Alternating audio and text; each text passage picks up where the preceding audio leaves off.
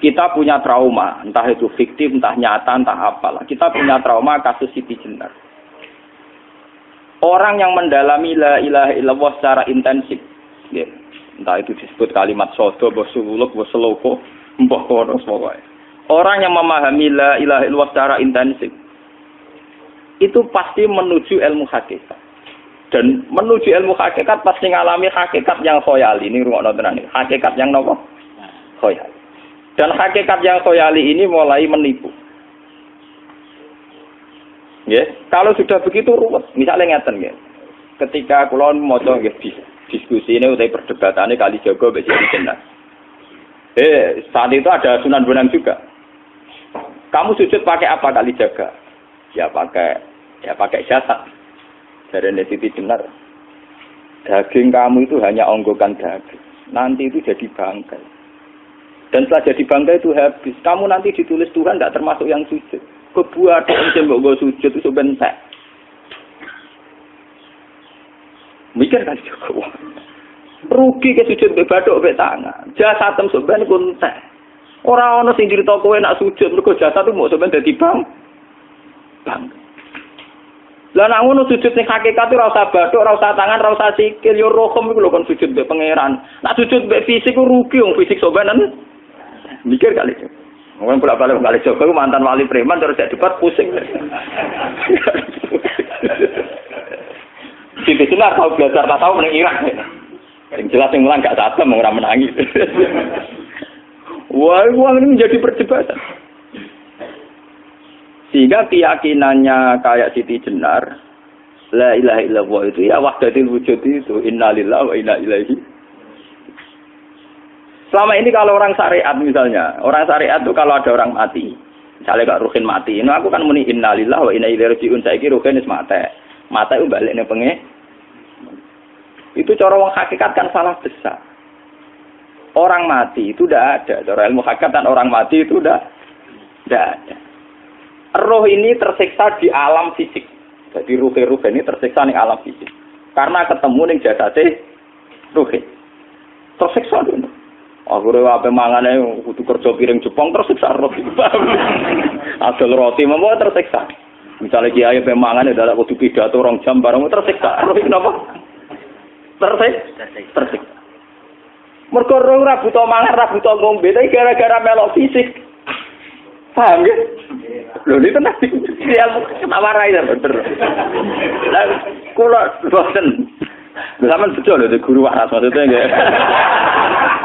Artinya waras secara akademik karena ada referensi, ada marojek nggih. Waras secara hakikat. Kula niku umpama rasake sampeyan wis ilmu hakikat. Artinya saya juga ngalami ilmu hakikat. Lan ketika sing aran hikam wong ora tau muka safar ora jadi ulama. Entah sekian detik ulama itu harus pernah muka safar. Biar merasakan ilmu nopo aja. Tapi ilmu hakikat itu bisa dilogika kan sebelum sampai secara musyahadah. Paling enggak bisa sampai secara logika. Manusia itu mulai Nabi Adam sampai sekarang itu kan punya roh dan roh itu tidak makhluk. Dia roh itu tidak makhluk. Ketika roh itu diletakkan di jasad dia itu tersiksa. Karena ketika dia ke jasad fisik namanya mengalami keterpisahan dengan yang abadi. Dia ini ning jasad fisik tersiksa. Karena dia harus di alam yang kasat mata, alam mulki. Tersiksa. Ketika dia tersiksa, semelok ruhin, akhirnya dia mangane kangelan, akhirnya lesu mangan. Padahal roh gak butuh mangan, perlu dicatat roh gak butuh. Ya ora butuh gunung kidul barang, kan roh ora butuh rapi. Paham kan? Ya ora butuh putus cinta, ora butuh pegatan, ora butuh macam-macam. Paham? Tapi karena dia nemplek jasad sing butuh mangan, butuh rabi, butuh wedoan macam-macam. Akhirnya roh tersiksa. Suatu saat kalau roh ini dalam bahasa manusia mati, ini dalam bahasa manusia mati. Ini hakikatnya roh itu tidak mati, dia kembali ke habitatnya. Ini disebut innalillah. Kita ini dari awal ya dengan Allah. Wa inna ilaihi juga kemudian nanti kita pasti kembali ke Allah. Dan itu diyakini betul oleh orang wahdatul wujud. Jadi kalau roh mati itu ya tidak ada mati. Roh sekarang itu kembali karena sudah lama mengalami keterpisahan mergo melok fisik-fisik dan ono kerja dasinan. Ono nggo proposal ruwet to roh melok. Paham itu? Kita di roh iku napa melok roh. Lah roh ya tersiksa aku ora butuh mangan, ora butuh proposal bocah ngalor. Itu tersiksa. Makanya dalam cerita-cerita Jalaluddin Rumi yang otentik di kitab-kitab begitu. Ketika beliau mau meninggal, muridnya itu nangis. Dari Jalaluddin Rumi, kamu jangan nangisi saya ini mau pesta perkawinan. Kamu tidak merasakan penyesalan saya ini lama menyesal karena harus hidup bersama kamu. Terus saya ini tersiksa karena ngalami alam yang rusak, yang fana. Alam yang fana. Harusnya roh saya itu di alam abadi, bukan di sini. Maka jangan tangisi kematian saya. Kematian saya adalah kembalinya roh ke habitatnya. Semenjak itu kematian dianggap malam perkawinan. Karena roh kembali. Walhasil nguniku cara ilmu tasawuf bahasa Arab jenenge wahdatul wujud. Kena Jawa, Yogyakarta, Solo, keadaan itu jenenge manunggaling kawula. Mergo sing rawan ngono rugen. Pak iki tak terangno detail. Jadi batuk mesti iki buku sujud kan. Iku sampeyan ilang. Dadi seksine terlalu nomor cara teorine sinten Siti? Rugi kowe.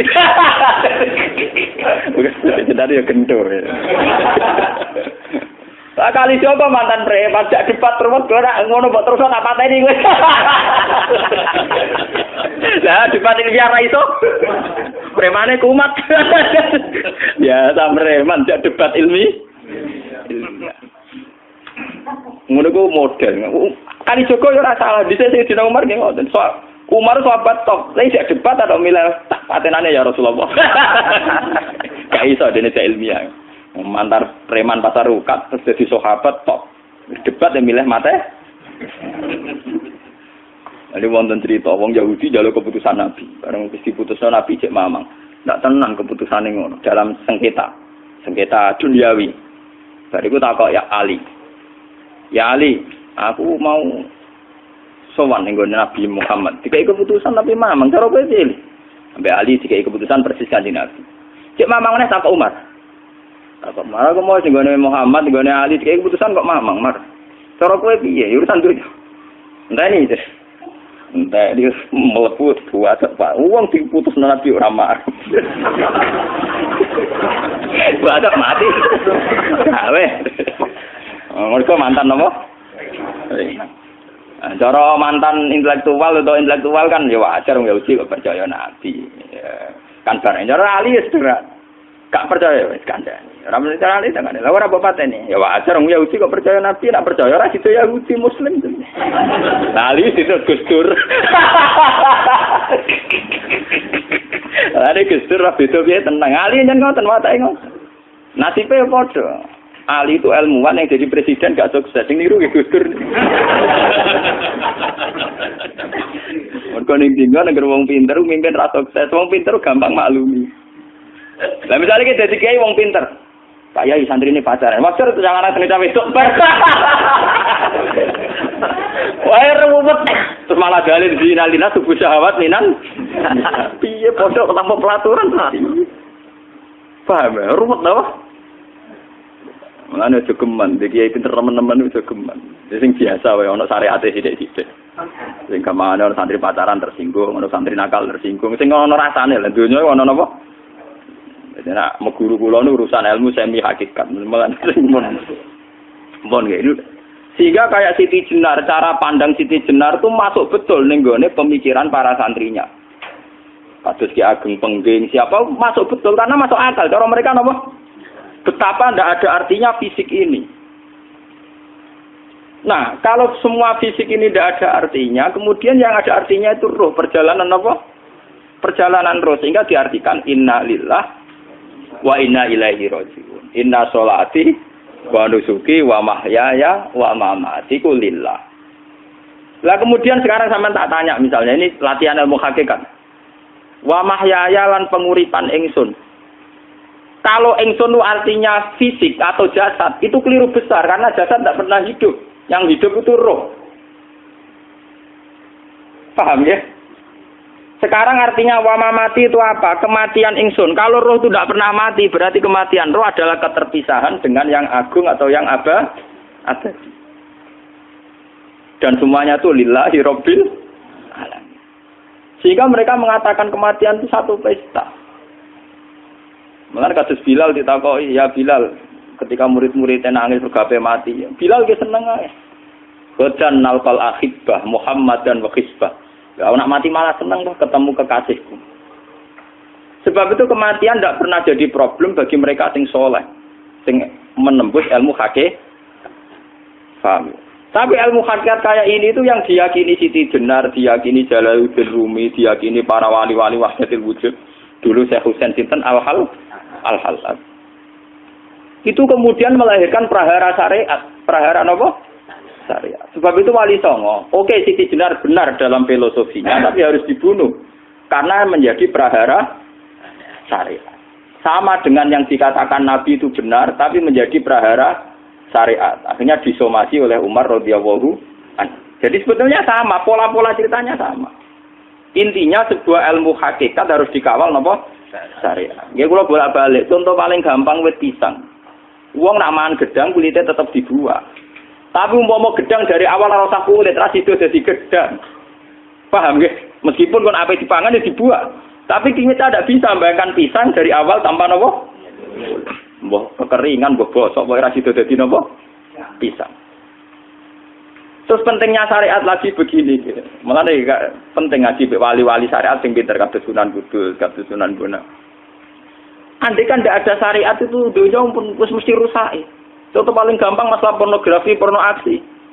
Jadi jenengan ada omongi ngono ibu ngakak-ngakak deh. Dari pangeran wis pirsa, kowe nek klambi pangeran ora tem ora ya rasa klambenan. Wong ora ana gunane. Kalau yang paling penting ku nazarullah, kenapa kowe klambenan barang, wong kowe klambenan ora pangeran tetep pirsa. Nyatane si jenar nak mulang nggih coba klambenan lah intine napa? Dinya ada nabi Sunan Bonang. Nah, aku percaya kabeh nazarullah ora usah napa? Klambenan. Tetapi teori ora usah klambenan iki dinggo tenan. Mulane nek pas wiridan aliran sesat ciri utama. Kira klambenan tenan. Lah ruwet to. Lho iki tenan iki cerita. Iki pentingnya ngaji nggih. Ben sampean ngerti variasi riwayat kemudian kita orang syariat harus kayak apa, kemudian kenapa menjadi aliran wahdatil wujud. Nah terus kita-kita ini ya, kita-kita ini kan orang syariat. Memang kelemahan orang syariat itu akeh kok sampean-sampean. Siji mesti ra kramat. Modele ora di duwe bingung, ruwet. Urip wong syariat lho apa? Dineng bojo wedi, dineng tangga wedi, pengaruhe menurun. Pancen orang syariat itu banyak kriminal tauhidnya itu memang jelas. Malah kiai-kiai peke nak ketemu kiai-kiai sing setengah jaza wedi mergo iso nebak atine. Ndekne meriang langsung. Sing kiai ra tau salat keramat padahal ngambungan wong. Sumbu dina salat 4 waktu kok ora tau keramat. Wong ape buah utang tanggane iku keramat apane? Sing kono ngawur-ngawur sowan pirang. Meriang oleh wong syariat ngadepi wong hakikat napa? Mulane jogeman ge dadi wong syariat sing ngene iku bahaya. Nah kula mboten ngarah. Sampai dadi wong syariat sing ra keramat. Bahaya sekali itu bagi perjalanan agama. Kalau sering ketemu kiai-kiai yang terkenal keramat di Juwaduk tiang-tiang hakikat. Si tantang kanca-kanca kula wani, nah tantang aku tetep rawani kok. Mikir deh. Karena orang yang sama-sama ke jalur hakikat tetap punya alamat, tetap wonten simahum fi wujhi min asari sujud. Cara pandangnya mesti sama. Kalau nanti ketemu murid, ya artinya yang ikut aliran Siti Jenar, dia ada sholat, ada apa, hidup di satu tempat gitu. Padahal dia bisa baca ihya. Dulu pernah mondok di Mekah, pernah di Irak. Itu ya meresahkan para kiai. Kemudian sebagian mereka minta saya suruh ketemu. Ya walhasil kalau ketemu. Ketemu pertama gitu. Jenengan Gus Ba, tapi zaman roh jenengku tetep rata arani muka sapa. Nggih biasa mawon. Kula ora usah kenal jenengan nggih kenal. Dadi nggih kula biasa mawon. Lah niku pernah ngajar-ajaran nih. Saya Gus ning donya tak enteni mau turu ngenteni mati ngono Gus kok repot. Jawaban kula terus ya. Sampai jare wong hakikat wong ngenteni mati barang. Ya mati yo saiki iku. Ora usah ngenteni saiki padha-padha wis napa? Wis mati. Ya saiki wis padha-padha wis urip. Wis padha kabeh. Nah cara ilmu hakikat itu kan terus sama semua. Napa? Sama semua. Tadi makanya itu tadi. Kalau baleni malih, logika hakikat itu begitu ya. Roh itu ditiupkan oleh Tuhan ke kita. Kemudian roh karena ikut alam fisik, alam jasad, roh ngalami yang kita alami. Nggih. Ketika roh ngalami yang kita alami, dia tersiksa. Nah, ketika roh sudah terpisah dari jasad yang mengekang, yang memenjara ini, dia senang terus kembali ke Tuhan. Ini disebut inna lillahi wa inna ilaihi. Lah jasad ini kemudian menurut ilmu hakikat tidak ada gunanya sama sekali total. Hilang di telan tanah. Lah kalau begitu jasad iki nak mbok agul-agulan. Gusti bathuk kula tak nggo sujud tangan kula ndi buktine tangan wis ora ana. Bathuk wis ora. Mulane dari Siti Jenar, hanya wali bodoh kayak kalian yang punya ajaran bodoh begitu. Malah rasupan terus. Mulane Sunan Kalijaga semangat kon mateni mergo tambah omongane glodro nduk ndi. Tapi yang enggak disadari Siti Jenar yaitu tadi. Inti dari ilmu hakikat itu kan tunduk sama kersane Tuhan. Kalau sudah tunduk pada kersane Tuhan, kalau kersane Tuhan roh kita harus di jasad. Dan wujud jasad kita ini juga karena kehendak Tuhan. Kenapa yang wujudnya jasad yang karena kehendak Tuhan engkau ingkari? Sementara wujudnya roh tidak kamu ingkari. Toh wujudnya jasad ya bi iradatillah wa bi masyiatillah. Wujudnya roh ya bi wujudit bi masyiatillah wa ira. Harusnya fungsi jasad juga harus kamu akui toh Siti Jenar. Wong sekarang kita punya jasad ya bukan karena kita, karena kehendak Allah. Kenapa kamu ingkari? Berarti kamu ingkari kehendak meneng Siti Jenar.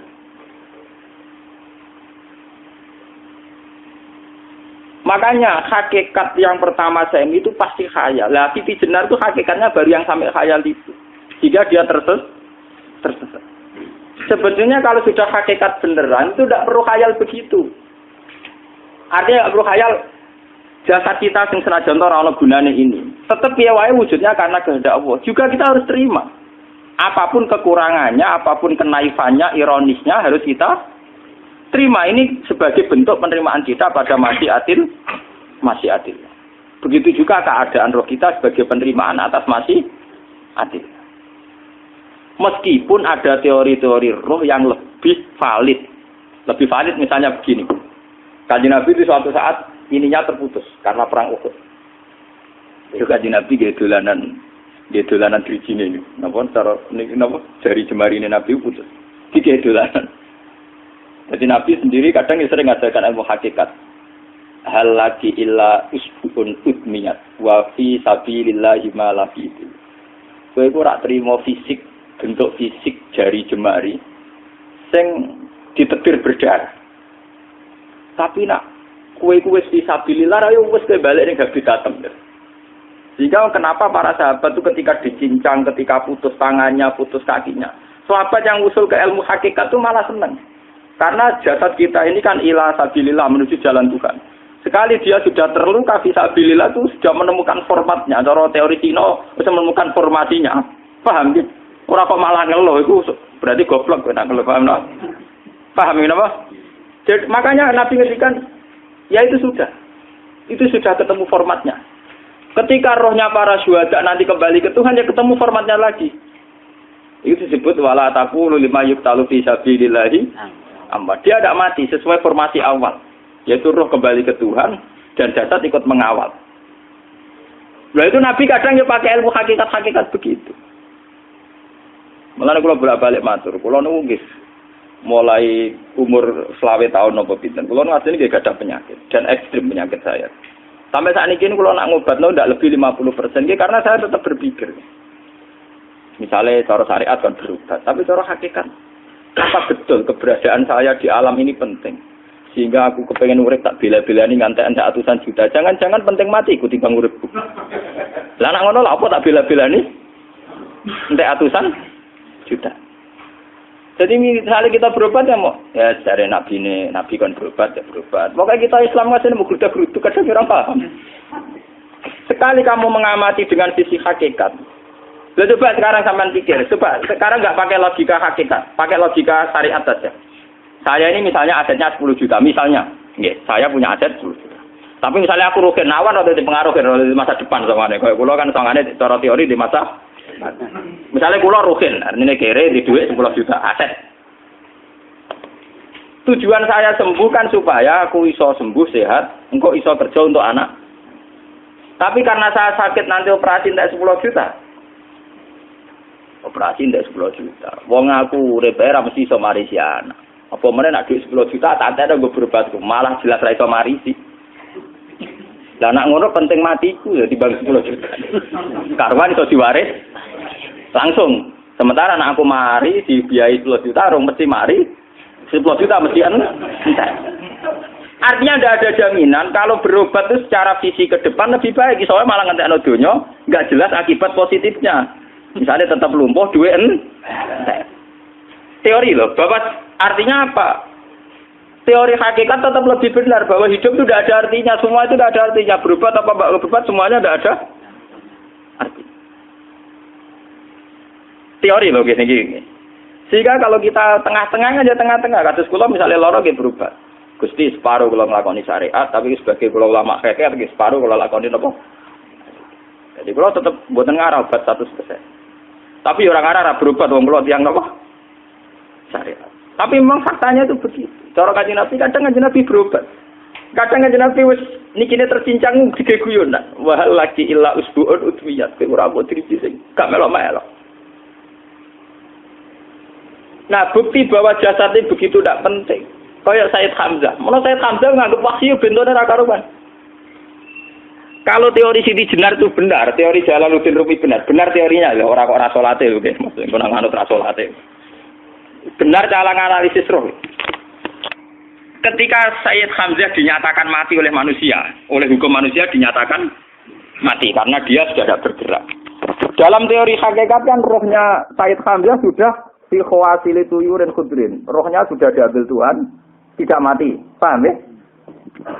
Ketika rohnya Sayyid Hamzah sudah diambil, jasad ini sudah tidak punya rasa. Sekarang secara syariat kasat mata kita tahu, wong jasad nak diinfus, di sayat-sayat dioperasi ora krasa. Apa meneh saiki ruhe wis bisa. Lha ya jasad itu cek gampange, dioperasi dibius saja terus tidak kerasa. Apalagi rohnya sudah diambil. Nah saiki bayangkan, ketika Sayyid Hamzah itu sudah di atas, ini kira-kira dulu wahsi rak wong bentuk. Lho wong kok baca igabus. Ketika jasad benar-benar tidak penting, kemudian jasadnya Sayyid Hamzah kan dicincang oleh wahsi. Ketika rohnya sudah diambil kan Hamzah tidak merasakan. Berarti Sayyid Hamzah guyu-guyu wahsi. Wahsi cek bentuk nih gabus dicincang. Paham ya? Lho ini tenang. Artinya ketika pandangan manusia iba kepada Sayyid Hamzah karena dicincang, dimutilasi oleh wahsi. Wahsi tidak mengalami Pak Sinten, Sayyid Hamzah tidak mengalami apa-apa karena rohnya sudah bersama Tuhan. Dan iso wae Sayyid Hamzah malah guyu-guyu wahsi. Cek gobloke. Gabus kok dicincang. Lah nak ngono rak mirip, makanya nggih. Dalam hal ini itu dalam teori roh itu sebetulnya Siti Jenar tidak sesat dalam teori roh. Tapi jangan katakan itu penemuannya Siti Jenar. Siti Jenar itu terlambat. Sebelum itu ada Husain Al-Khallas, sebelum itu ada Jalaluddin Rumi. Sebelum itu juga ada sahabat, ada nabi. Cuma cara aplikasinya Siti Jenar melenceng. Jadi jangan katakan kok tak kampus-kampus, itu pendapat Siti Jenar itu malah goblok meneng. Siti Jenar itu wis anut, paham nggih maksud apa? Wis anut. Nah, teori yang sama terjadi pada Yesus Kristus. Ketika Yesus misalnya secara lahir dicincang, dimutilasi, diapakan oleh orang Yahudi. Sebetulnya rohnya dia sudah bersama Tuhan, kembali ke Tuhan Bapa, nah cara Kristen. Nah cara Islam ya balik ning pangeran. Andaikan itu iya, itu ya ada masalah karena hakikatnya dia tidak dicincang, tidak dibunuh. Andaikan iya lah, tentu menurut Islam yang dibunuh Yudas atau siapa itu yang masuk dia lah. Tapi sama sebetulnya teorinya sama. Kalaupun dia ada masalah. Oke, kalau misalnya Nabi Isa karena ada kontroversi menyangkut dia atau Yudas. Sekarang yang Zakaria dan ya. Zakaria Yahya itu dicincang betul oleh orang Yahudi. Matinya dimutilasi. Tapi dia tidak apa-apa. Karena ketika beliau dicincang, rohnya sudah diambil. Ini rumah tenan kan. Ben kira untuk kendel mati paham kan ya. Dadi maksudnya niku kula ajari nak mati itu tidak problem nggih. Niki kalau urip wedi lho. Nah ini bersamaan paham nggih. Kaitan la ilaha illallah ini nanti semuanya sama kaitan sama apa? La ilaha illallah. Ini nanti ujungnya sama dengan la ilaha illallah. Begitu juga seterusnya. Misalnya Yahya kalian sinten? Zakaria. Ketika Tuhan ditanya, jadi tenggene alam malakut pengiran ditakok, ya Allah, Yahya dan Zakaria itu kan hamba pilihan engkau. Ketika dicincang kok jenengan biarkan. Endi Yahya Zakaria dicincang? Aku iku ora goblok dari pengiran. Sedurunge dekne dicincang jasate ruhe tak jupuk. Dadi dekne ora krasa blas. Begitu juga ning tafsir-tafsir sampean lihat wa Maryama Sayyidah Maryam yang istrinya Fir'aun. Itu kan dia iman sama Nabi Musa. Asia, ya. Asia imro'ati napa? Fir'aun. Asia imro'ati Fir'aun, ya. Itu kan dihukum oleh Fir'aun. Ketika mau ditumpahi napa? Batu besar. Iku Allah ketika di pangeran, ya malaikal mauti, cepat ambil rohnya sebelum dihunjami batu besar. Terus rohnya diambil. Sebab itu dalam hukum Tuhan, Tuhan itu tidak merasa bahwa Tuhan membiarkan Asia, membiarkan Hamzah, membiarkan Yahya, membiarkan Zakaria. Dalam hukum Tuhan, semua orang ini roh-roh terhormat. Akhirnya nak anggo teori iki sing nyincang malah goblok, wong gabus goblok cincang ngono. Nah anggo teori iki malah berbalik, sing goblok sing nyincang. Paham? Yo ora kok sesuai sampean kiaskan saja. Wong dibius wae disayat-sayat gak kroso. Kaya apa nak ruhe bener-bener wis tercabut terpisah. Rasane ning ndi? Iku sing disebut wala taqulu lima yuqtalu fi sabilillah napa? Lah kemudian roh ini kemana? Nah, roh itu sudah menyatu dengan kalimat tauhid. Mesti roh itu bersaksi la ilaha illallah. Itu sing disebut ning alam roh ketika Allah tanya alastu bi rabbikum mesti qalu bala. Mesti mereka jawabnya apa? Bala. Karena alam roh tentu lebih mudah bersaksi akan keberhadiran dan keeksistensi Tuhan Allah Subhanahu wa taala. Paham ya ini zaman penting. Nah, ketika kalimat tauhid sudah menyatu kayak begini, itu mesti kalimat tauhid sing mesti langsung untuk swarga. Itu dimaksud Nabi mustaiqinan biha qalbu mukhlishon biha qalbu. Ati itu qalbu kan nggak bisa kamu artikan jantung atau liver kayak teori modern sekarang. Misalnya qalbun itu apa? Jadi kiai qalbun itu jantung. Nah ngono beda mek liver. Lah nek liver apa kabidun niku akal-akalan aja padha ora paham. Bahasa kolbun, fikrun, aklun itu sesuatu yang misteri. Lah, roh ini kemudian dengan kalimat tauhid sudah menyatu disebut mukhlishon biha kolbu. Ada tingkat kemurnian hubungan roh dengan kalimat tauhid. Lah kalau begitu pasti dakhalal jannah. Karena tidak mungkin kalimat tauhid kok dineraka. Lah ini ngomong masalah-masalah hakikat. Wong sing gak tahu petualangan hakikat, momene sing sering bingung bakas dhuwit, bayar kredit, utang jatuh tempo. Ora usah melok mikir, utek wis entek go mikir dhuwit.